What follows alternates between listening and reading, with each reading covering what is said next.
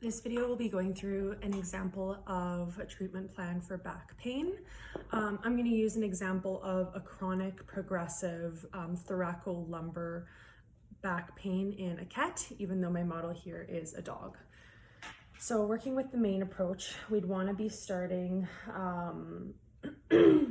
with consideration of central peripheral autonomic nervous system and our myofascial restriction patterns that we find on palpation. So for two central nervous system points, I chose bladder 21 and bladder 23 because they're sort of local to the area.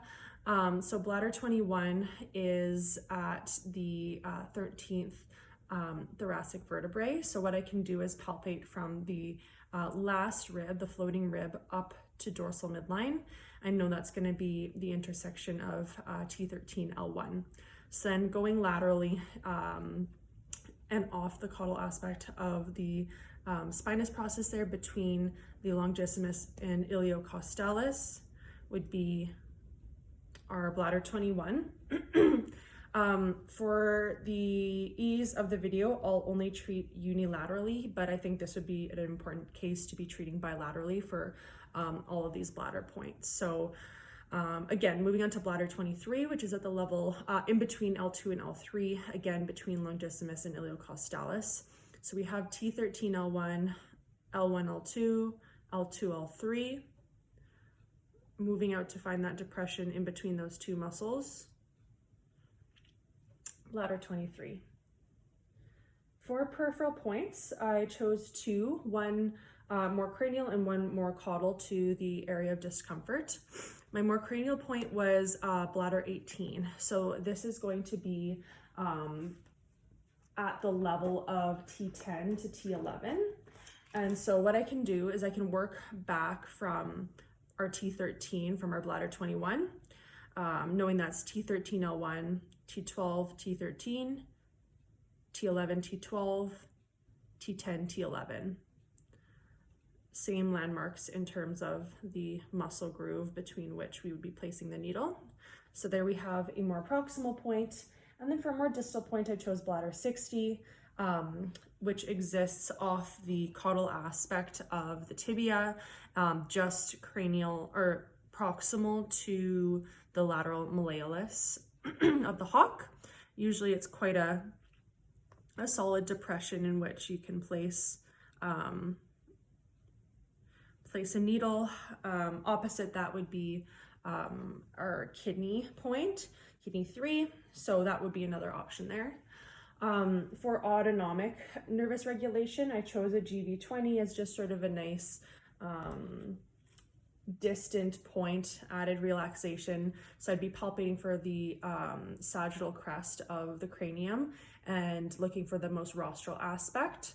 I could tent the skin if needed. I'm using this unneedled and just slipping in underneath the skin there. And my second autonomic nervous system point was a stomach 36, just for its kind of whole body nervous system regulation points, although I know it can be quite tender in the dog. And so if I only got in a GV20 or a GV14, I'd be okay with that as well.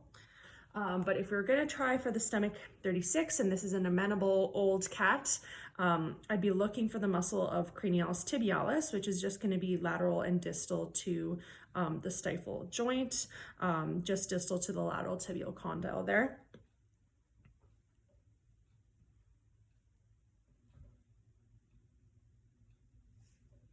And that's my second ANS point there. In terms of myofascial discomfort points, it really would depend on the patient. We could totally add more bladder points along this line. And so I was kind of thinking of treating some sacral points, maybe a bladder 27 at the lateral aspect of the first sacral foramina and bladder 28 at the lateral aspect of the second. So what I can do, we had our bladder 23, so we know that's going to be between L2 and L3 if we move to dorsal midline. I can palpate back L3, L4, 4, 5, 5, 6, 6, 7, 7, S1.